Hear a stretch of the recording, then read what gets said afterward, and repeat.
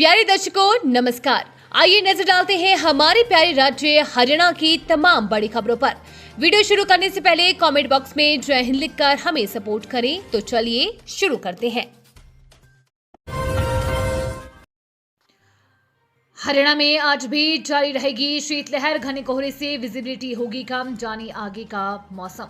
हरियाणा में ठंड का प्रकोप अभी थमने वाला नहीं है। मौसम विभाग के अनुसार 15 जनवरी यानी कि आज भी प्रदेश में शीतलहर का असर बना रहेगा। साथ ही सुबह और रात के समय कई क्षेत्रों में घना कोहरा और बहुत घना कोहरा छाए रहने की संभावना है।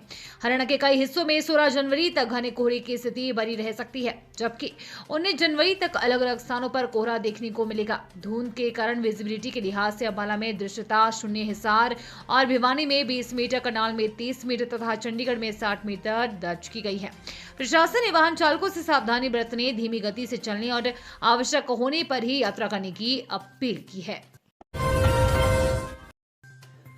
हरियाणा में ईडब्ल्यूएस को बड़ी राहत। सरकार ने बढ़ाई आय सीमा, अब इन परिवारों को मिलेगा आरक्षण का फायदा। हरियाणा सरकार ने आर्थिक रूप से कमजोर वर्ग को बड़ी राहत देते हुए आरक्षण का लाभ लेने के लिए वार्षिक आय सीमा 6 लाख रुपए से बढ़ाकर 8 लाख रुपए कर दी है। इस संबंध में मुख्य सचिव कार्यालय की ओर से आधिकारिक अधिसूचना जारी कर दी गई है। सरकार का कहना है कि ये फैसला केंद्र सरकार के दिशा निर्देशों के अनुरूप लिया गया है। संशोधित आय सीमा राज्य में सिविल पदों और सेवाओं में प्रत्यक्ष भर्ती के साथ साथ सरकारी और सरकारी सहायता प्राप्त शिक्षण संस्थानों में दाखिले के लिए लागू होगी। इससे पहले 25 फरवरी 2019 के आदेशों के तहत ईडब्ल्यूएस वर्ग के लिए आय सीमा 6 लाख रुपए तय थी। हालिया समीक्षा के बाद सरकार ने इसे बढ़ाकर 8 लाख रुपए प्रतिवर्ष करने का निर्णय लिया है, जबकि अन्य सभी शर्तें पूर्ववत रहेंगी। सरकार का मानना है कि इस कदम से अधिक परिवारों को आरक्षण का लाभ मिल सकेगा और रोजगार तथा शिक्षा में अवसर बढ़ेंगे। 70-75 हजार करोड़ की लागत से खरखौदा में बनेगी सैटेलाइट सिटी, रोजगार को मिलेगा बढ़ावा। हरियाणा के खरखौदा क्षेत्र में जल्द ही दुनिया की जानी मानी इलेक्ट्रिकल वाहन कंपनी टेस्ला अपना प्लांट लगा सकती है। इसको लेकर प्रदेश सरकार और टेस्ला के अधिकारियों के बीच कई दौर की बातचीत शुरू हो चुकी है। यह कहना है खरखौदा विधानसभा क्षेत्र से विधायक पवन खरखौदा का। पवन खरखौदा बहादुरगढ़ के मॉडर्न स्कूल में मकर संक्रांति के अवसर पर आयोजित कार्यक्रम में शिरकत करने पहुंचे थे। इस मौके पर उन्होंने महिलाओं को शॉल भेंट कर मकर संक्रांति की शुभकामनाएं दी। विधायक पवन खरखौदा ने बताया कि मुख्यमंत्री स्तर पर टेस्ला कंपनी के प्रतिनिधियों से लगातार संवाद चल रहा है। हरियाणा पुलिस कांस्टेबल भर्ती को लेकर आया बड़ा अपडेट। एचएसएससी चेयरमैन ने दी डेडलाइन। हरियाणा में कांस्टेबलों के 5500 पदों पर भर्तियों को लेकर चल रही आवेदन प्रक्रिया के बीच हरियाणा कर्मचारी चयन आयोग ने साफ कर दिया है कि इंटरनेट है कि तय समय सीमा के बाद आवेदन का दूसरा ऑप्शन नहीं दिया जाएगा। आयोग के चेयरमैन हिम्मत सिंह ने मंगलवार को इंटरनेट मीडिया एक्स पर इस संबंध में जानकारी दी। सरकार ने हाल ही में पुलिस सिपाही भर्ती निकाली है। एचएसएससी ने 5500 पदों पर भर्ती का नोटिफिकेशन जारी किया है। इससे पहले 5061 पदों पर सबसे बड़ी भर्ती हुई थी। 4500 पुरुष कांस्टेबल और 600 महिला कांस्टेबल भर्ती किए जाएंगे। इनके साथ जीआरपी के लिए 400 मेल कांस्टेबल के पद रिजर्व रखे गए हैं। इस बार आवेदन करने के लिए कोई फीस नहीं रखी गई है। हरियाणा के इन किसानों को खेती के लिए बड़ी राहत। ट्रैक्टर खरीद पर मिलेगा 3 लाख तक का अनुदान। हरियाणा सरकार ने इन किसानों को राहत दी है। सरकार ने अनुसूचित जाति वर्ग के किसानों को आर्थिक रूप से मजबूत बनाने के लिए अहम कदम उठाया है। कृषि एवं किसान कल्याण विभाग ने साल 2025-26 के लिए ट्रैक्टर अनुदान योजना के तहत आवेदन आमंत्रित किए हैं।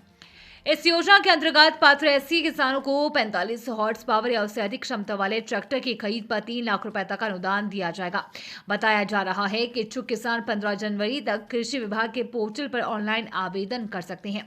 योजना का लाभ वही किसान उठा सकेंगे जो मेरी फसल मेरा ब्यौरा पोर्टल पर पंजीकृत हो और जिनके नाम पर कृषि भूमि दर्ज हो। भूमि परिवार पहचान पत्र के तहत परिवार के किसी भी सदस्य के नाम हो सकती है। वही योजना का लाभ लेने के लिए किसान का हरियाणा का स्थायी निवासी होना अनिवार्य है और किसान ने पिछले 5 वर्षों में किसी भी सरकारी योजना के तहत ट्रैक्टर पर अनुदान नहीं लिया हो। दीपेंद्र हुड्डा का नायब सरकार पर बड़ा हमला। बोले दूसरे राज्यों के अपराधियों की सुरक्षित पनाहगाह बन गया है हरियाणा। रोहतक लोकसभा सांसद दीपेंद्र हुड्डा ने नायब सैनी सरकार पर बड़ा हमला बोला है। दीपेंद्र हुड्डा ने कहा कि हरियाणा में अपराधियों को संरक्षण मिल रहा है, जबकि आम जनता खुद को असुरक्षित महसूस कर रही है।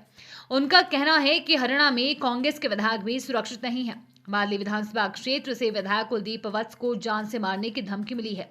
दीपेंद्र हुड्डा ने विधायक कुलदीप वत्स से मिलकर अब मामले की जानकारी लेने की बात कही। दीपेंद्र हुड्डा ने कहा कि हरियाणा दूसरे राज्यों के अपराधियों के लिए सुरक्षित पनागाह बनता जा रहा है, जो प्रदेश की कानून व्यवस्था पर बड़ा सवाल है। बहादुरगढ़ में नगर परिषद के पूर्व अध्यक्ष रवि खत्री द्वारा आयोजित मकर संक्रांति कार्यक्रम में शिरकत करने पहुंचे दीपेंद्र हुड्डा ने मुख्यमंत्री नायब सिंह सैनी की कार्यशैली पर भी सवाल उठाए।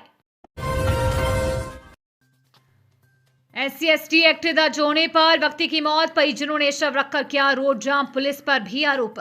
पलवल जिले के होडल क्षेत्र के गांव बनचारी में कुछ दिन पहले हुई चोरी के एक मामले से जुड़ा विवाद अब गंभीर मोड़ पर पहुंच गया है।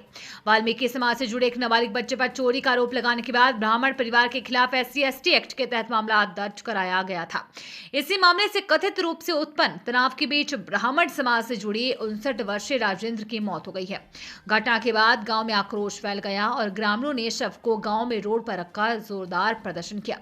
परिजनों का आरोप है कि SC/ST एक्ट के तहत दर्ज मुकदमे और लगातार पुलिस दबाव के कारण परिवार मानसिक तनाव में था, जिसके चलते राजेंद्र की तबीयत बिगड़ी और उनकी मौत हो गई। प्रदर्शनकारियों ने मांग की है कि शिकायतकर्ता जितेंद्र चंदेलिया के खिलाफ हत्या का मामला दर्ज किया जाए तथा कथित झूठे मुकदमे को रद्द किया जाए। ये थी आज की फटाफट खबरें। हम मिलेंगे अगले बुलेटिन में, तब तक के लिए धन्यवाद और जय हिंद।